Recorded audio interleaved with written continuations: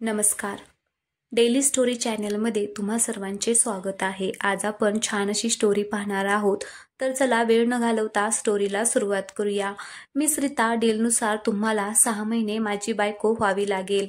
नाही सर, हे चुकीचं आहे. तुम्ही मला फसवून त्या कागदपत्रांवर सही घेतली आहे. मला हा करार कधीच मान्य नाही. तुम्ही मला न सांगता त्यावर सही घेतली आहे. मला हे लग्न नाही करायचे. पण समोर बसलेल्या माणसावर मात्र काडीचाही फरक दिसत नव्हता. तो चेअरवर एक पाय खाली आणि एक पाय वर घेऊन अगदी थाटात बसला होता.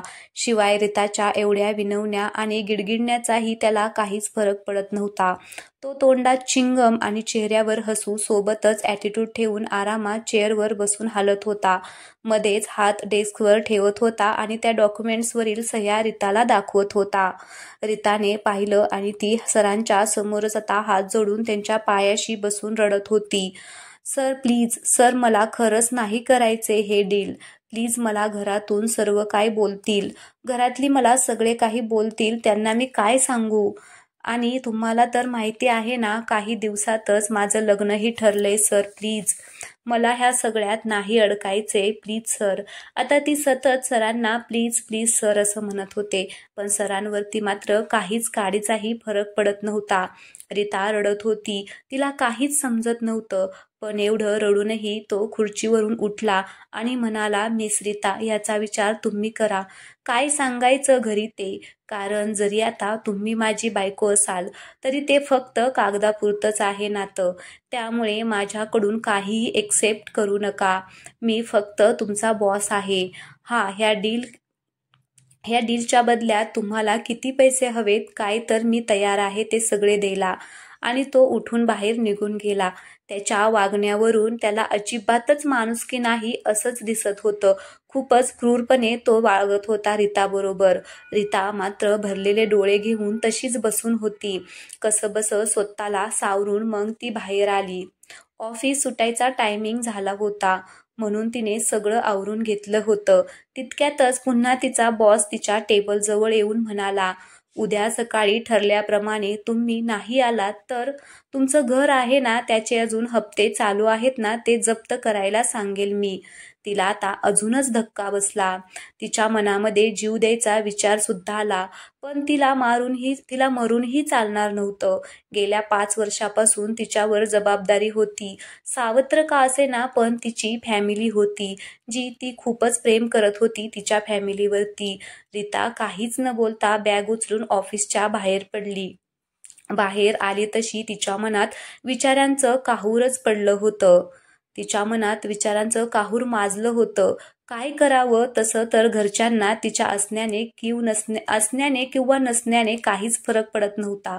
फक्त येणाऱ्या पैशांवर घर चालत होतं म्हणून तिला तेवढ्यापुरतं आपलं मानत होते ते.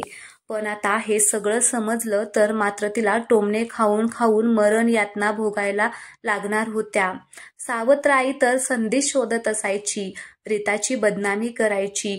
त्यामुळे ती तर गावभर रीताने कसा त्या माणसाला फसवलं हे ती अगदी ओरडून ओरडून सांगणार. शिवाय नमितशी ठरलेलं लग्न जर मोडलं तर म्हणजे काय, मोडणारच होतं. कारण नमित तसा तर नवीन पिढीच्या विचारांचा मुलगा होता. पण ते फक्त इतरांसाठी, बायकोकडून फक्त घर आणि संसार. त्यामुळे हे समजल्यानंतर तर हे लग्न मोडतीलच. ती आता विचार करत करत आता चालली होती. रोडवरून येणाऱ्या जाणाऱ्या गाड्यांचंही तिला भानच नव्हतं. तिला आता घरी जायची इच्छाही नव्हती. कारण मुळातच घरी जाऊन आता काय सांगायचं, कसं सांगायचं, तिला आता काहीच समजत नव्हतं. ती आता खूप असा विचार करत होते आणि विचार करून करून आता तिला खूप त्रास देखील व्हायला लागला होता. शेवटी एकदाची ती आता घरी आली. ती आली आणि फ्रेश व्हायला आतमध्ये गेली. तिला जेवायची सुद्धा इच्छा नव्हती. ती तशीच बसून विचार करत होती. विषय कसा काढायचा घरच्यांजवळ याचा ती विचार करत होती. शेवटी मनाशी पक्क करून ती बाहेर आली आणि मनोहर राव आणि नर्मदा ताईंना बोलवलं आणि म्हणाली, मला लग्न नाही करायचं आहे नमितशी.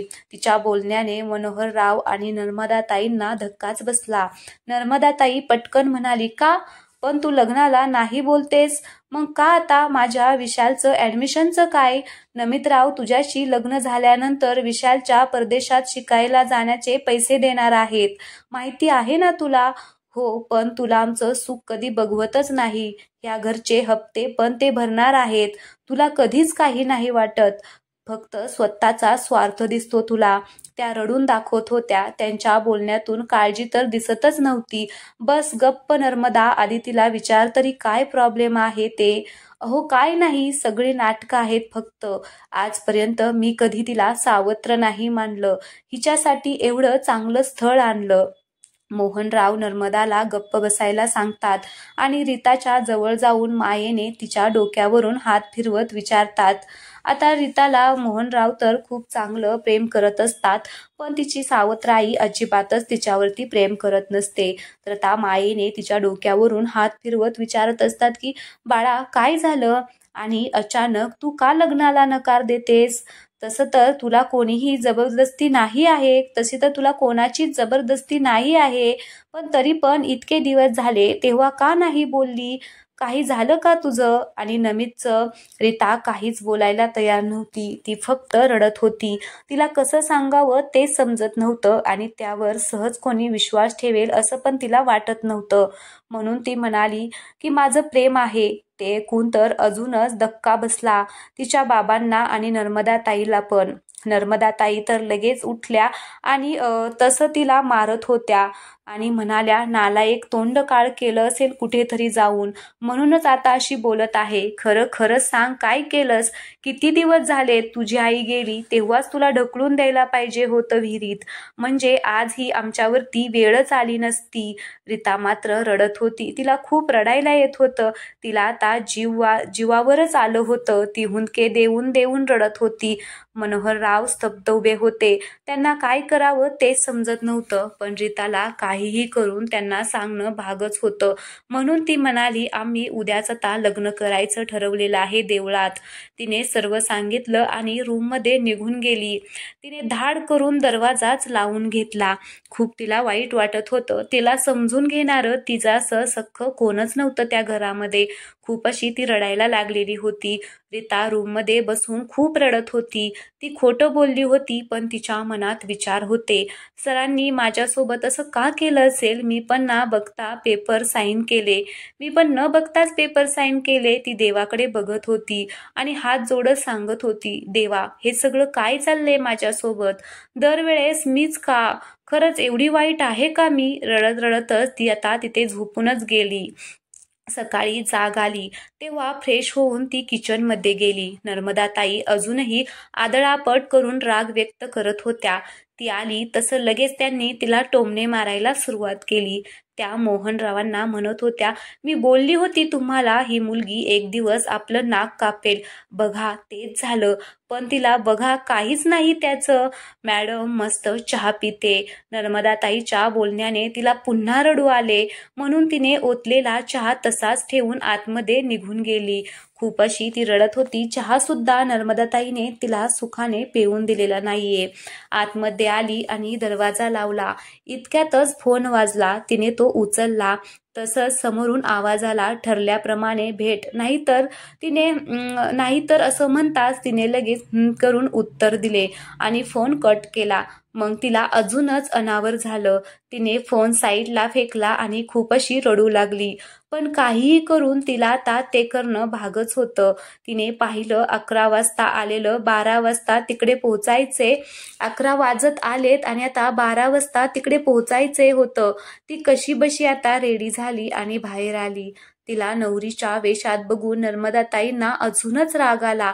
त्या मोहनरावांना म्हणाल्या, बघा बघा, एवढं करून तिने तुमचे आशीर्वाद सुद्धा किंवा परवानगीही नाही विचारली, म्हणजे नक्कीच हिचं तोंडाशी आता असं म्हणते की मुलगा कोण आहे ते पण नाही सांगितलं. इतक्यात बेल वाजली. रीताने दरवाजा उघडला. समोरच तिचा बॉस उभा होता. त्याने विचारलं, मिस रीता, तुम्ही तयार आहात का? चला मग. तसं त्याने तिचा हात पकडला. नर्मदाताई आणि मनोहरराव तर बघतच राहिलेले. त्यांनी तिला हाताला धरून खेचलेलं. तसं नर्मदाताई म्हणाल्या, बघा तुमची मुलगी कशी गुण उधळते आहे. ऑफिसमध्ये ओव्हरटाईम काम आहे सांगून हे असलं चाळे असायचे वाटतं. तिच्या बोलण्याने रीताला खूपच रडू येत होतं, पण तिचे हात आता दगडाखाली होते. कारण जर हे घर गेलं तर कुठे जाणार सर्व, म्हणून तिला लग्न करावंच लागणार होतं. रीता सगळ्यांचा खूप विचार करत होती, पण तिला मात्र समजून घेणारं इथे कोणच नव्हतं. त्याच्यामुळे तिला खूप वाईट वाटायचं. त्याने कसलीही पर्वा न करता तिला खेचत आणून गाडीत बसवलं आणि गाडी स्टार्ट करून सुसाट वेगाने निघाला. काहीच वेळात एका मंदिराजवळ गाडी थांबली. तो गाडीतून खाली उतरला, पण रीता अजूनही रडतच तिच्या विचारात हरवलेली. त्याने एक नजर आपल्या घड्याळावर टाकून टाइम बघितला आणि रागातच तिच्या साईडचा दरवाजा ओपन करून तिला खेचून बाहेर काढलं. त्याच्या असं अचानक खेचण्याने तिच्या हाताला दुखलं, पण तिने ते ना जाणवून देता ती मंदिरात गेली. ती खूपच अशी साधी होती, भोळी होती. आता मंदिरात गाभाऱ्याच्या बाहेरच छोटीशी लग्नासाठी तयारी केली होती. एक आता भटजी काका सर्व पूजा मांडत होते. तसंच मंदिरात काही लोकांची ये-जा होती. पण मंदिराचं वातावरण खूप शांत आणि छान होतं. काहीच वेळात आता भटजी काकांनी मंत्र चालू केले आणि दोघांनाही पाटावर बसायला सांगितले. काही वेळांनी भटजी काकांनी सर्व विधी चालू केल्या. अशा प्रकारे 2 तासानंतर मंगळसूत्र घातलं. तसं गुरुजींनी त्यांना विवाह संपन्न झाल्याचं सांगितलं. मग दोघांनी त्यांचे आशीर्वाद घेतले. गुरुजींनी रीताच्या डोक्यावर हात ठेवून सांगितलं, जरी आता कठीण वाटलं तरी धीर सोडू नकोस. सर्व काही चांगलंच होईल. तिला काय बोलले गुरुजी ते समजलंच नाही, तर आता तिची मनस्थितीच नव्हती ते समजण्याची. तिने हात जोडले आणि मग पुन्हा दोघं जाऊन गाडीत बसले. रीताला तर आता खूपच अशी धाकधूक होत होती. तो आता गाडी एकदम सुसाट पळवत होता. एक नवीन प्रवास चालू झाला. गाडीत अगदी शांतता होती. रीता बाहेर बघत होती. मनात विचार करत होती, लग्न ही किती खास गोष्ट असते, पण माझ्या बाबतीत मला तेही सुख नाही. ती रडतच होती. काही तासांच्या प्रवासानंतर गाडी येऊन एका मोठ्या आलिशान बंगल्याजवळ येऊन थांबली. आता तो बंगला पाहून तिच्या मनामध्ये काय प्रश्न उत्पन्न होतील हे आपण पुढे पाहणारच आहोत. तो बंगला तर एकदम मोठाच होता, पण त्याच्या पुढचा पॅसेज अजूनच मोठा होता. मधून चालायला पायवाट होती. एका साईडला गाडी लावायला पार्किंग, तर दुसऱ्या बाजूला थोडी फुलं झाडं आणि छोटा झोपाळाही होता. त्याने गाडी पार्किंगमध्ये लावली आणि खाली उतरला. तशी रीताही खाली गाडीतून उतरली. आता रीताची मनस्थिती खूपच वेगळी होती. तो आता पुढे चालत होता, तर रीता त्याच्या पाठून चालत होती. ते घराच्या उंबरठ्यावर येऊन उभे राहिले. त्याने आवाज दिला, रामू काका, ओ रामू काका, जरा बाहेर या. त्याच्या आवाजाने एक 40-45च्या आसपास असेल एक माणूस बाहेर आला. तो बघून शॉकच झाला. त्याने लगेच बाईसाहेब करत वरती गेला आणि एक त्याच्या वयाची असलेली बाई लगेच खाली आली. तिने त्याला पाहिलं आणि त्या पण एकदम शॉकच झाल्या. आता बहुधा त्या आई असाव्या सरांच्या, असं आपल्या रीताला वाटू लागलं. त्या आता खाली आल्या आणि रीता आणि त्यांच्या जवळ येऊन उभ्या राहिल्या. आता त्यांनी एक नजर रीताकडे टाकत तिला आता विचारले, कोण आहे ही? काय चाललंय? त्यांच्या डोळ्यात राग स्पष्ट दिसत होता. त्या ओरडून म्हणाल्या, सांग पटकन, काय आहे ही? कोण आहे मुलगी? आता असं म्हणल्याबरोबरच रीताच्या तोंडाकडे त्या बघत होत्या, पण त्यांच्या ओरडण्याचाही तिला आता काहीच फरक पडत नव्हता. तो हसत होता आणि अचानक रीताला दोन्ही खांद्याला पकडून म्हणाला, meet my sweet and lovely wife missus Rita Raman Purohit इंडस्ट्रीची मालकीन आणि ह्या घरची ही सून. त्याच्या बोलण्याने रीताला गोळाच आला पोटात आणि त्या बाईसाहेबांना तर राग अनावर झाला होता. त्या आता जोरात ओरडून म्हणाल्या, काय बोलतोयस तू? तुला तरी कळतंय का? असं कोणाला पण गळ्यात हार आणि मंगळसूत्र घालून आणशील आणि बायको बनवशील का? मी नाही मानत हे लग्न, असं आता त्या म्हटल्याबरोबरच रीताला देखील आता इकडे खूप मोठा धक्काच बसला. तिला काय बोलावं तेच कळत नव्हतं. पण इकडे आता पुन्हा ते म्हणते की, बट मिसेस अहिल्या, तो म्हणतो की बट मिसेस अहिल्या पुरोहित, तुम्ही नाही मानत त्याला, मी काही करू शकत नाही. आणि तुमच्या मानण्याने न मानण्यावर काय आहे, तो अगदी शांतपणे म्हणाला. तसं अहिल्याबाईंना राग अनावर झाला.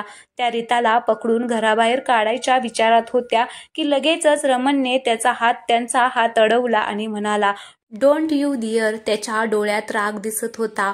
मिसेस अहिल्या, तुम्ही असाल मिस्टर पुरोहितांच्या बायको आणि ह्या घराच्या मालकीनबाई, बट तुम्ही माझ्या कोणीही लागत नाही. So please don't interfere in my life. मग थोडं नॉर्मल होत तो रामू काकांना म्हणाला, काका, घरात नवीन नवरी आली आहे, जा तयारी करा. आरतीचं ताट घेऊन या आणि ते काय ते ओलांडायचं असतं ना, ते पण सगळं घेऊन या. रीता मात्र खूपच घाबरलेली असती. तसं आता रामू काका आतमध्ये गेले आणि त्यांनी सर्व ते घेऊन आले. मग रीता माप आता ओलांडून आतमध्ये आली. अहिल्याबाई तर तिथेच उभ्या होत्या. रीता अख्खं घर बघत होती. घरात प्रत्येक वस्तू तिच्या तिच्या जागेवर होती. कुठेही कसली अडचण किंवा पसारा नव्हता. हॉल तर एवढा मोठा होता आणि बाजूलाच 2 रूम होत्या. तिने सगळीकडे नजर फिरवली आणि अचानक तिची नजर येऊन अहिल्याबाईंवर थांबली. त्या एकटक तिच्याकडेच बघत होत्या. त्यांचे डोळे बघून रीताने लगेचच आपली मान खाली घातली आणि स्तब्ध उभा राहिली. मग रमण तिला म्हणाला, तू जा वरती आणि फ्रेश हो, मी आलोच. त्याने रामू काकांना डोळ्यांनीच तिला खोली दाखवायला सांगितलं. मग आता रामू काका तिला रमणच्या खोलीमध्ये घेऊन गेले. रीताची काय अवस्था असेल हे आपण सांगू शकत नाही. अशा अनोळखी ठिकाणी एकदम जाणं किती मोठं दुःखाचं कारण आहे असंच तिला वाटायचं. ती आता आतमध्ये गेली, पण फ्रेश व्हायला तिने बॅग आणलीच नव्हती, म्हणून फक्त तोंडावरती पाणी मारलं आणि ती बाहेर आली. तिने पाहिलं जसं हॉलमध्ये एकूण एक गोष्ट जागच्या जागी होती, तशी त्याच्या रूममध्ये पण प्रत्येक गोष्ट जागच्या जागी होती. बेड आवरलेला होता, भिंतीवर काही फोटो होते, ती सगळं निरखून बघत होती. त्याचे एकट्याचे फोटो जास्त होते, फक्त एकच फोटो होता, थोडा जुना होता. तिने पाहिलं त्या फोटोत. आता तिने त्या फोटोत पाहिलं की एक त्याच्या आईच्या वयाची बाई होती. आईच्या वयाची बाई होती, पण तिने असं तिने अहिल्याबाई पाहिलं, त्या नव्हत्या त्या फोटोमध्ये. अहिल्याबाईंना पाहिलं होतं, पण त्या नव्हत्या त्या फोटोमध्ये, म्हणून ती जरा विचारातच पडली. पण नंतर तिने जास्त विचार न करता सर्व खोली पाहिली. तिला खूपच कंटाळा आलेला होता. तिने घड्याळ पाहिलं, 6 वाजत आलेले होते. तिला कपडे बदलायचे होते, पण कपडेच नव्हते. भूकही लागलेली, सकाळी चहाही घेतला नव्हता आणि रात्रीही काहीच खाल्लं नव्हतं, म्हणून आता तिच्या पोटात अन्नाचा एकही कण नव्हता. ती कोणाकडे काही मागूही शकत नव्हती, कारण जरी ती लग्न करून आली असली तरी तिला कशावरच हक्क नव्हता. ती 6 महिन्याची फक्त बायको म्हणून असलेली भावली होती. त्यामुळे तिला आता काय करावं तेच आता समजत नव्हतं. ती तशीच बेडवरती पडली आणि तिचा डोळा कधी लागलं ना तेच तिला समजलं नाही. आता उरलेली स्टोरी आपण नंतर पाहूया. स्टोरी आवडली तर व्हिडिओला लाईक करा आणि चॅनलला सबस्क्राईब करायला अजिबात विसरू नका. लवकरच तुमच्यापर्यंत पार्ट 3 येईल.